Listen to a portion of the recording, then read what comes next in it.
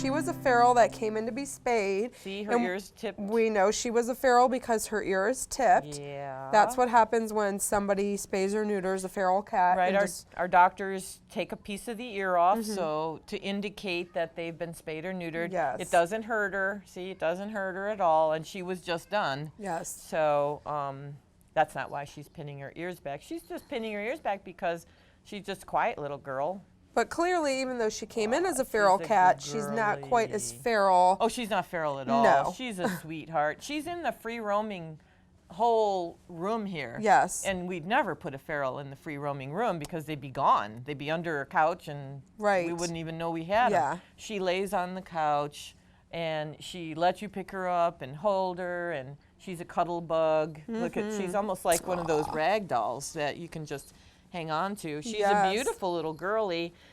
She did come in for spay, and this is what happens a lot of times at Quick Fix, which is around the corner, which is where I spend 90-some% of my time because of the nature of the beast over there. And but a lot of times people will bring in a feral cat or cats to be spayed and neutered, and they're just going to put them right back outside. Sure. And I appreciate the fact so much that people bring them in to even have them spayed and neutered. Just get them spayed and neutered and put them back out in their own environment that they're used to, and at least help with the population problem. And so many people out there, thank you, so many people out there, Allison, are doing it. Yeah.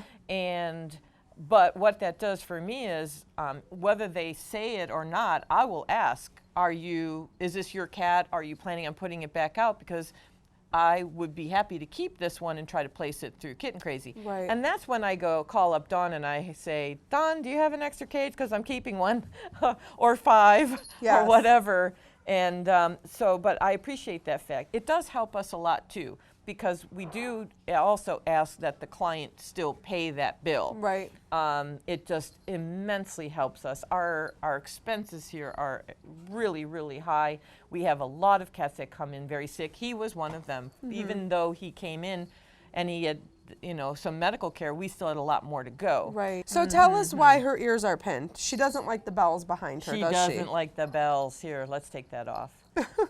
Okay. She's like, can you please take that off? Thank you. Thank you. Instant coming back forward with the ears. There you go. How's that, baby butt? You like that better? She says, yeah. I think what I'm seeing here is a cat who needs some revolution, or actually she's had revolution, but she has some ear mites. And I know that she came in with them because I remember treating her for them. But obviously they're still bothering her. And what'll happen is, did you see that? I didn't actually see it, but I know exactly what happened. He's funny. He'll be right back. Yes, Come on, kitty, kitty, kitty, he's kitty, coming kitty. back. Kitty, kitty, kitty, kitty. Come So on. what Kitty, is kitty, it? kitty, Is an kitty, ear kitty, mite kitty. a flea? He's going to mess with your hair now. Yes. Be careful. So I put it in a bun for him. These are not fleas. These are ear mites, and they're microscopic. And oh, pardon that. That happened this morning in the surgical center, but I'll explain later. But what they are, they're microscopic, and you cannot see them. You can see them very easily under a real dull microscope. That they're not that microscopic. Sure. I mean, they're kind of big for being microscopic. Does that make any sense? Yeah, I'm following you. But what happens is they eat off of the blood supply in the ears, and then their excrement is what you see. Ew. So when you see all that black, that's just their waste. Okay. And when we treat for revolution, it makes the body push it out. Oh, okay. And so she's still itching because it's still moving. Like the body's trying to get that out. So we do try to keep them clean, which you can see the ear is really clean. Yeah, You've it does done a look good very job. clean.